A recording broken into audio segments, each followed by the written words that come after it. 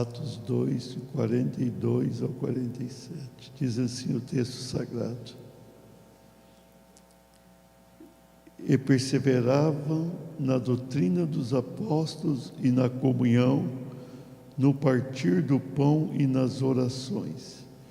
Em cada alma havia temor, e muitos prodígios e sinais eram feitos por intermédio dos apóstolos. Todos que creram estavam juntos e tinham tudo em comum. Vendiam as suas propriedades e bens, distribuindo o produto entre todos, à medida que alguém tinha necessidade.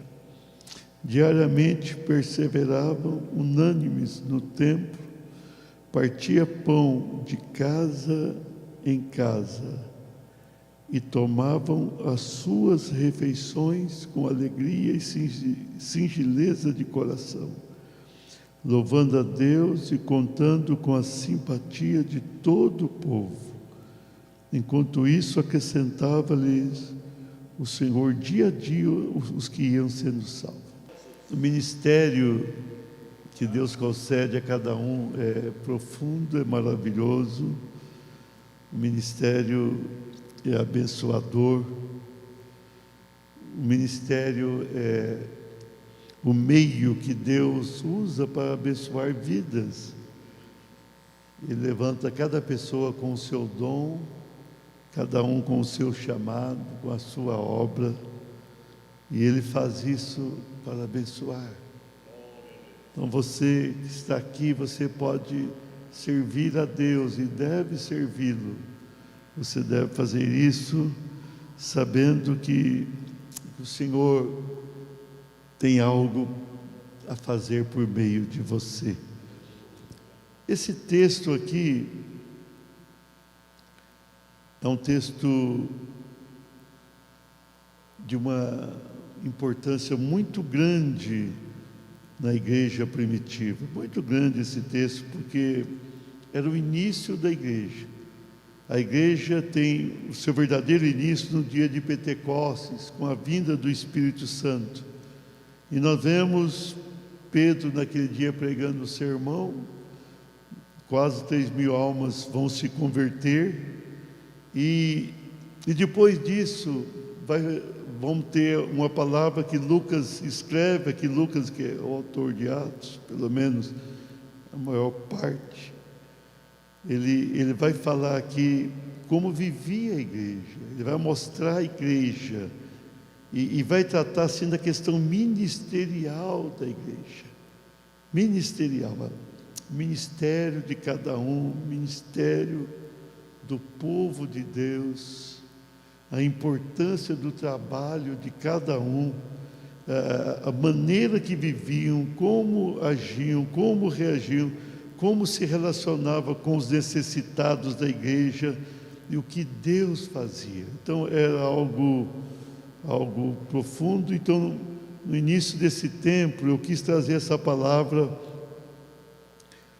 para os irmãos, nesse início desse novo tempo. Diga assim: um novo momento ministerial. Eu penso que Deus quer neste lugar um novo momento ministerial. A gente tem um envolvimento diferenciado com o ministério que Deus nos concedeu. Nós estamos sonhando com muitas bênçãos neste lugar, muitas bênçãos. E precisamos tanto de Deus, né? Precisamos tanto do Senhor, precisamos tanto daquilo que Deus pode fazer em nós e por meio de nós. Então vamos acreditar e que Deus tem algo especial. Vamos ver o que Deus tem a falar conosco com base nesse texto.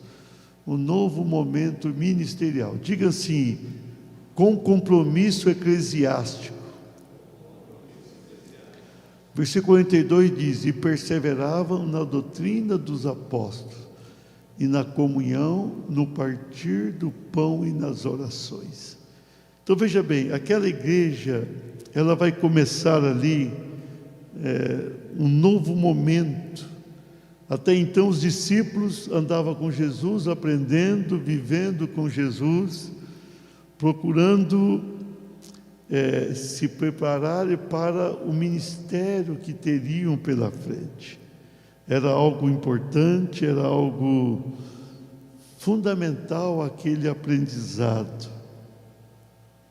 Mas agora, Jesus já tinha subido aos céus, Ele tinha enviado o Espírito Santo para estar com a igreja, mas a igreja teria que fazer acontecer a obra. Essa obra já não seria mais comandada pessoalmente na terra por Jesus. A igreja teria que dar sequência a tudo aquilo que aprendeu, tudo aquilo que Jesus ensinou, e não seria nada fácil, seria complexo. Quando a gente olha para a história da igreja, a gente vê a complexidade disso tudo, porém a gente vê como Deus usou a igreja. Se estamos aqui hoje, 2000 anos depois, é porque Deus usou muito a igreja do Senhor. Deus usou, Deus abençoou, Deus fez uma obra singular, usando homens, usando mulheres e abençoando as vidas. Mas, para isso, aqueles discípulos teriam que ter um compromisso muito forte com Deus. O compromisso eclesiástico, o compromisso com a igreja teria que ser real, teria que ser dominante, teria que ser um compromisso contínuo. Não bastava a pessoa abraçar o Senhor ali e pensar, está tudo certo a partir de agora. Não, era preciso compromisso, uma vida de oração, comprometimento com a palavra, firmeza nos preceitos aprendidos e naqueles preceitos que o Senhor haveria de conceder ainda àquela igreja que nascia ali, aquela igreja que começava. Então era uma igreja comprometida, era uma igreja envolvida. Nós vamos sentir a partir desse texto que não era Pedro que apenas queria pregar, não era apenas os apóstolos que iriam trabalhar, mas nós vemos aqui um comprometimento, algo realmente novo, porém necessário naquele momento. Então, quando a gente começa uma nova fase na vida, nós precisamos desse compromisso forte, compromisso. Cada um precisa ter o compromisso, cada líder, cada membro precisa estar compromissado com aquele chamado ou aquele ministério que Deus lhe concedeu.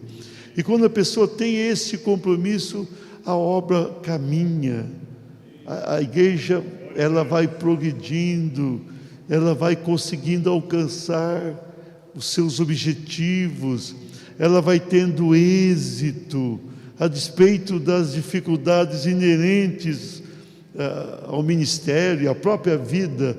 Mas uma igreja compromissada é uma igreja vitoriosa, é uma igreja que consegue caminhar, é uma igreja que consegue alcançar aquilo que é positivo, aquilo que é valoroso, aquilo que é bom, aquilo que abençoa, aquilo que traz uma nova realidade de vida às pessoas. Mas esse compromisso eclesiástico, não é isso que nós vemos nesse versículo 2, de perseverar na doutrina dos apóstolos. Os ensinos dos apóstolos eram importantes para cada membro, cada líder ali. Eles tinham comunhão, estavam no partir do pão, das orações. Então, uma igreja envolvida. Se nós queremos fazer a diferença, nós temos que estar envolvidos nas orações, nós precisamos estar em comunhão e muito bem firmados na palavra. Essa palavra, ela precisa ser estudada e aprendida e praticada. Uma igreja que quer ter êxito precisa praticar. A praticidade daquilo que ouvimos é que faz a diferença. Quem vai ser bênção? Todos nós. Todos nós. Não é um, dois ou três. Todos nós precisamos ser pessoas abençoadas, para que a obra caminhe com êxito. Amém? O novo momento ministerial. Diga assim: com milagres gloriosos. Versículo 43. Em cada alma havia temor, e muitos prodígios e sinais eram feitos por intermédio dos apóstolos. Nós vamos ver que aquela igreja compromissada, ela vai provar de muitos milagres, muitos milagres. Os milagres vão ser algo corriqueiro na igreja. Muitas vezes, quando acontece um milagre hoje, muita gente fica surpresa: olha, Deus fez algo. Não, não pode ser assim. O milagre tem que acontecer o tempo todo. O milagre tem que ser real. O milagre tem que ser algo que nós vamos vivenciar cada momento. Aqui diz: em cada alma havia temor. Sem temor não há milagre. Se não houver temor, não haverá milagre. E muitos prodígios e sinais eram feitos por intermédio dos apóstolos. Deus usava os apóstolos, mas vai usar, nós vamos ver a igreja mais à frente. Os diáconos, Filipe, por exemplo, era um diácono, foi usado poderosamente. Estevão era um diácono, e ele tinha uma unção extraordinária. Então, não somente aqueles que lideravam, mas um todo ali, conseguiam realmente fazer uma obra com curas, libertações, maravilhas aconteciam. Então, milagres, nós queremos milagres nesse lugar, então nós precisamos nos envolver, nós precisamos estar juntos, nós precisamos buscar verdadeiramente aquilo que Deus tem para nós, aquilo que Deus quer realizar em nós, quer realizar nos nossos corações. Nós precisamos disso, nós precisamos de milagres. E como precisamos, e como necessitamos de milagres. Mas para isso, nós precisamos ter o temor, unidade, quebrantamento. Muitas vezes, Deus não realiza mais milagres, porque a corda não é puxada para o mesmo lado. As intenções não são as mesmas. Mas quando todos têm um interesse comum, quando todos buscam a Deus por interesse de alma, quando todos desejam melhor para a casa do Senhor e para a causa do nosso Deus, aí começa a acontecer milagres. Então eu creio que nós poderemos ter muitos milagres nesse lugar, conforme aquilo que Deus tem falado conosco. Mas para tanto nós precisamos nos envolver. Eu quis trazer essa palavra aqui no início. Você vê, nós vamos começar a igreja de uma maneira mais forte a partir do próximo sábado, mas nós precisamos ter isso. Queridos, nós precisamos estar juntos. Cada vez que alguém faz uma crítica, prejudica um todo. Cada vez que alguém faz um comentário negativo, se alguém comentar negativamente o louvor, prejudica o louvor. Se alguém comentar negativamente da mensagem, prejudica a pregação. Se alguém falar: eu não gostei daquilo que eu vi, não, você pode não ter gostado daquilo, mas é aquilo que Deus queria falar. Eu estava ouvindo, recebi até um pedaço da mensagem do pastor Jeremias, uma pessoa que eu gosto muito, lá de Belo Horizonte, da 8ª IPB de Belo Horizonte, e ele falou que ele foi um culto, e os amigos, ele estava de folga, não sei se eu vou conseguir lembrar de tudo que ele falou, mas ele estava de folga, e tinha não sei se eram 2 ou 3 amigos, parece que eram mais 3 amigos, e foram. Quando chegaram naquela igreja, a igreja estava muito cheia, e eles tiveram que sentar separadamente. Alguém estava à porta, colocou um ali, aquilo que podia, foi encaixando, e nenhum sentou perto. Aí começou o culto, e ele estava mais à frente, e começou o louvor, e ele diz assim: não estou gostando do louvor. Aqueles cânticos, ele falou: puxa, eu trouxe os amigos aqui, uns cânticos desanimados, estou achando uns cânticos assim, sem aquela unção. E ele falou que não gostou. Pastor muito experiente, ele contando, ele falando. Quando chegou na hora da oferta, eles fizeram, alguém foi levantar a oferta, e o dízimo, e a pessoa pegou a palavra, e deu uma palavra dura demais, no conceito dele na hora, e falou: você tem que ofertar, você tem que fazer, você que não tem ofertado, não tem dizimado, você é um ladrão, você está roubando Deus. Ele falou: não sou não. Ele falou consigo: não sou não. Não, você é ladrão sim, você é ladrão, você está aqui roubando, você não está ofertando como devia, você não está dizimando. Ele falou: eu de jeito nenhum. Ele já estava bravo desde o louvor. Aí quando começou aquilo lá, ele falou: não sou isso não, sou ladrão não. Ele não falou alto, lógico, ele falou consigo mesmo.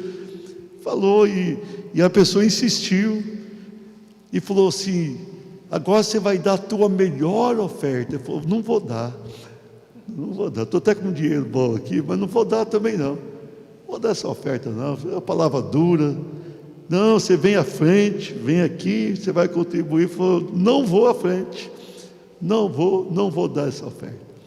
Quando começou a pregação, piorou, que a pessoa lê um texto e não saía daquele texto, e começou a repetir a mesma frase, e repetia, porque Deus vai fazer isso, Deus trouxe você, Deus vai te abençoar, você é isso. Começou a citar, e falou: mas não vai pregar?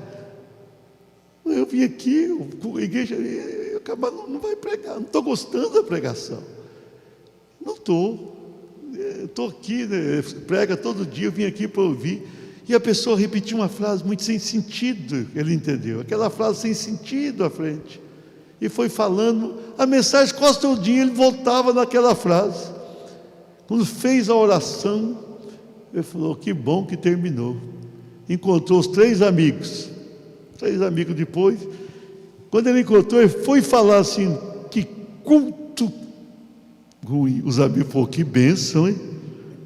Ele: o quê? Os três sentaram separados. Que coisa, hein? Aqueles cânticos entraram no meu coração. Na hora que começou a cantar, eu fui impactado com aquilo. E citava o canto: aquele ali foi uma bênção. Você foi? Fui abençoado. Que coisa, estou indo embora quase chorando, fui abençoado.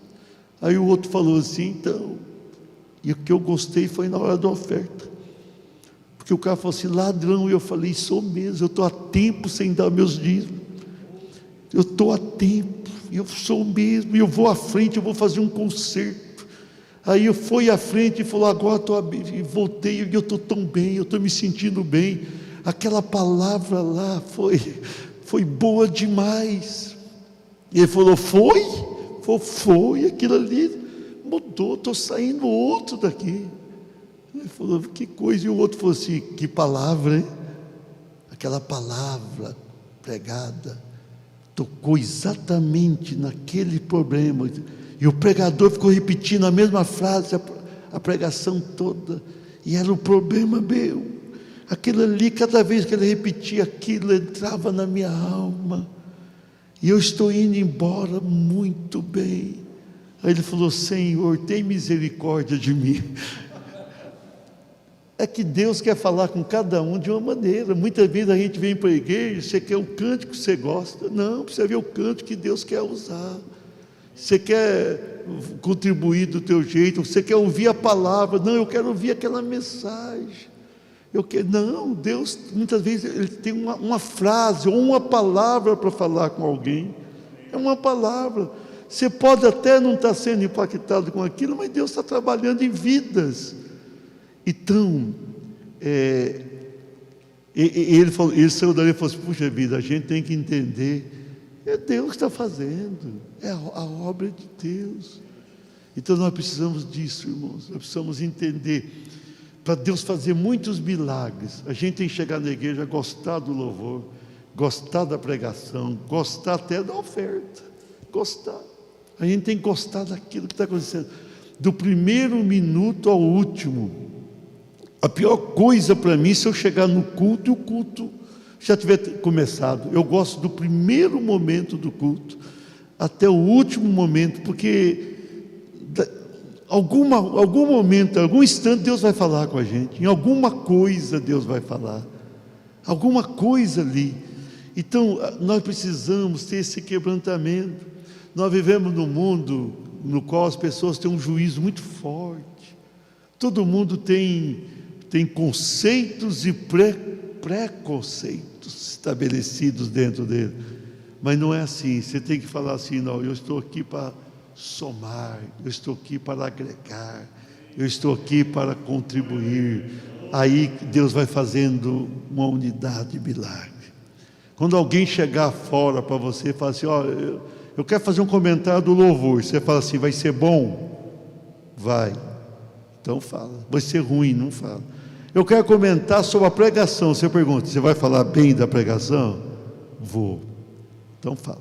Você vai falar mal? Não fala. Por quê? Senão você entra no pecado do outro, né?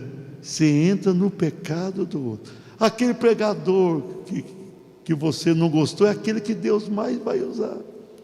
Deus está falando com alguém. Talvez você que não veio bem para o culto. Tem pessoa que é aquela pessoa que não sobe bem para a igreja, e de repente ele vai e acaba virando um veneno. Você fala de uma coisa do culto para um, aquele um vai falando para o outro, aquilo contamina. Então é o seguinte: para Deus fazer milagre, nós precisamos estar juntos, estar com o coração juntos, estar juntos, né? Estar juntos. Você vai olhar para esse templo aqui, você vai gostar, né? Não é possível que você não vai gostar.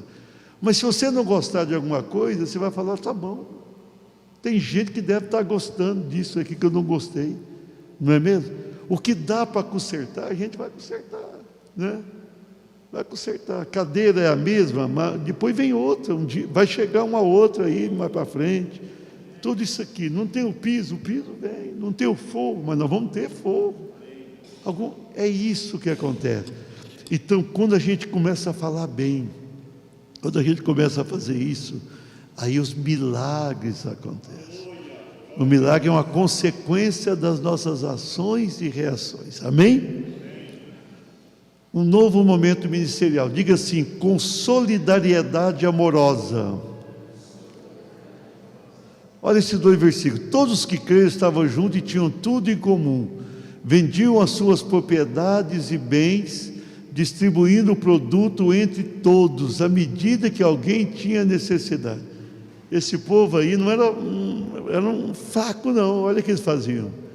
Eles se converteram e a partir dali, irmãos, eles passaram a ser solidários de verdade. A igreja nasce numa solidariedade tremenda, tremenda. Eles vão ajudar um ao outro. Tudo que eles tinham era de todo mundo. Já pensou que coisa? Né? O que tinham era para todos. Tinha comida, vamos comer todos. Não tem, vamos orar que a comida chega. É mais ou menos o seguinte: um socorria o outro, havia uma empatia com a necessidade, uma bondade. Eles chegavam ao ponto de vender as suas propriedades e bens, distribuindo o produto entre todos. Vendia: não, tem essa propriedade, tem isso aqui, vou vender, vou repartir, vou fazer, né? E vamos. O tempo atual, o povo nem come muito na casa um do outro, né? É raro isso, né? Por falar nisso, nós vamos ter uns trabalhos especiais aí, tem uns preletores de fora, aqueles irmãos amorosos, pode convidar, que eles gostam de comer fora, né? Amém? As pessoas, vale a pena. Um dia alguém fez uma crítica nesse texto aqui, irmãos. Fez uma crítica. E falou o seguinte: você vê, eles venderam tudo, e lá na frente Paulo precisou levantar oferta na Macedônia e no outro lugar para os pobres da Judeia. Isso é fato. Mas um pouco mais à frente houve um confisco. O imperador chegou no momento que confiscou bens dos cristãos. Quando dividiu, alguns tiveram falta, mas quem não dividiu perdeu também. Mais à frente vai haver um confisco da história. Então, quem ali foi solidário, abençoou. Nós precisamos ser solidários com a necessidade. Nós precisamos ser solidários com o mais pobre.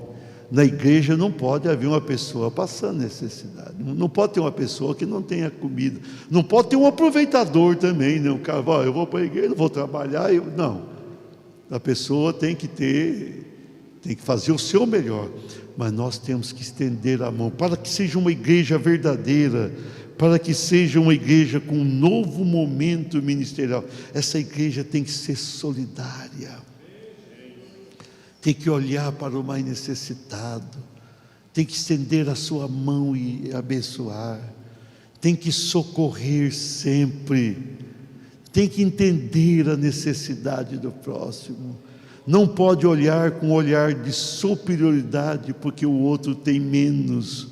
Não, você pode ter alguma coisa no teu olhar melhor, mas não necessariamente vai ser, não necessariamente. Eu conheço pessoas muito pobres assim, pobres, mas que têm que sobreviver, são pessoas tão felizes, eles estão ali, mas tem um lar bom, um lar abençoado, a comida que tem satisfaz a vida deles, são pessoas felizes. Não é pelo fato de alguém ter muito mais que esse alguém vai ser melhor do que o outro, não será. Agora, quando esse alguém tem mais e consegue ser solidário, essa pessoa solidária para com o próximo, essa pessoa vai entrar na alegria desse próximo. Muitas vezes fica até mais satisfeito quem dá do que quem recebe. Paulo chegou a dizer que é melhor dar do que receber. Amém? Para encerrar essa palavra, um novo momento ministerial. Diga assim: com comunhão prazerosa. Diariamente perseveravam unânimes no templo, partia pão de casa em casa e tomavam as suas refeições com alegria e singeleza de coração. Então veja bem, essa igreja, além dessa solidariedade, de uma vida de poder, de firmeza, essa igreja era uma igreja de muita comunhão. Isso aqui era bonito, perseveravam unânimes no templo, iam para o templo orar. Um milagre vai acontecer aqui no começo do capítulo 3, quando Pedro e João estavam indo ao templo. Partiu o pão de casa em casa. E se partiu o pão de casa em casa, há alguns momentos que alguém entende, tinha a Santa Ceia, é provável, é possível, provável isso. Mas eles faziam refeições muito juntos, tomavam as suas refeições com alegria. Tinha um momento espiritual? Com certeza tinha, mas eles tinham refeições com alegria, singeleza, simplicidade de coração. Era um povo que ia um à casa do outro. Nós vivemos um tempo hoje, irmãos, que as pessoas se encontram no templo. Não deveria ser assim. O mundo já foi melhor do que é hoje. Quando não havia internet, com certeza o mundo era muito melhor. Quando não havia televisão, o mundo era melhor. Até quando não havia rádio, o rádio não exigia que alguém ficasse olhando para ele. O povo no passado sentava junto. O Gilmar, que é mais antigo, vai lembrar. Você sentava fora da casa, Gilmar, com alguém, conversava com o vizinho. Ele ficou com dificuldade de falar, mas era assim. A pessoa sentava juntos lá fora. Vocês mais novos não viveram isso. Era comum alguém ir para casa depois do serviço, né, pastor? Você fez muito disso, né? Tomava um banho, fazia uma refeição e sentava na porta da casa. E vinham os vizinhos, sentavam ali, conversavam. A vida era melhor. As crianças brincavam. As crianças eram muito mais felizes que hoje. A criança, hoje você conversa com uma criança, ela não conversa, né? Eu já fui numa casa, eu estava jantando e uma filha de quem me convidou mandou um WhatsApp para a pessoa que estava jantando junto, outra pessoa. Eu falei: vocês estão mandando a mensagem aqui. Eles acostumaram a mandar, né? Então, as pessoas hoje dentro da casa, elas comunicam por mensagem. Pode ter certeza. Está pronta a comida? Está acontecendo. As pessoas não conversam. Naquele tempo o povo conversava, e quando conversa, a pessoa, ela desabafa, ela fala. Então as pessoas eram felizes. Chegou um tempo que a pessoa ouvia o rádio, depois começou a assistir a TV, é tremenda, né? A TV Tem a hora do jornal, o pai manda a criança, cala a boca. Na hora da novela, a mãe manda a criança. Tem jeito, a criança vai falar com o quê? Ela tem que ir para outro lugar. Então, lógico que aqui ninguém gosta de novela, né? Eu falei para exemplificar lá fora. Então, as pessoas, com a televisão monopolizou, né? Monopolizou. Aí alguém pensava, não vai surgir nada pior, surgiu uma internet forte. Isso porque você não viu o 5G que vem aí. Cada G desse complicou a vida do povo. 5G diz que aí vai, em qualquer lugar que você tiver, a internet vai ser boa. Você notou quando a pessoa chega no lugar assim, ele conversa 5 minutos e pergunta assim, qual é a senha? Da conta bancária? Não, da internet. Tem a senha da internet. A pessoa está com angústia para ver o WhatsApp, o Instagram e assim por diante. Então, a comunhão hoje, ela é distante. Não é uma comunhão prazerosa. Aquele tempo, não muito distante, a comunhão é melhor. E naquele tempo ali, as pessoas de casa em casa vão para o culto, saem do culto e iam jantar na casa do outro. E ia lá e sentava, um visitava o outro. O irmão visitar o outro hoje é um problema. Se o irmão bater na casa para vir visitar e falar quem morreu, já pensa que é uma morte, vem buscar alguém. Aquele tempo era comum, irmãos visitar o outro, ir na casa, né? Fazia ali uma pizza, fazia alguma coisa, né? Hoje não vai, porque está todo mundo antenado. A comunhão, nós precisamos dessa comunhão, irmãos. Aquela comunhão prazerosa, tem que ter prazer. A igreja era essa. Você quer uma igreja abençoada? Essa era a igreja. Louvor, por favor. Vamos ficar de pé, irmãos. Viva com compromisso. Nós precisamos ter compromisso com Deus. Viva com milagres. Nós precisamos ter milagres aqui. Viva com solidariedade. Seja solidário ao necessitado. Viva com comunhão, vamos ter comunhão uns com os outros. Tenha um novo momento ministerial. Eu vou botar só o último versículo para vocês verem aqui. O 47 diz: louvando a Deus e contando com a simpatia de todo o povo. Veja bem, com tudo que acontecia, eles tinham havido louvor a Deus. Enquanto isso, acrescentava-lhes o Senhor dia a dia os que iam sendo salvos. Então, dia a dia, Deus ia trazendo vidas. Então, tudo isso aqui que a igreja fazia, levava o povo de Deus a ganhar muitos outros. Se nós queremos ganhar vidas para Jesus, precisamos ser compromissados, precisamos de milagre, mas precisamos ser solidários e precisamos de comunhão. Dessa maneira, a igreja vai caminhar de uma maneira diferenciada.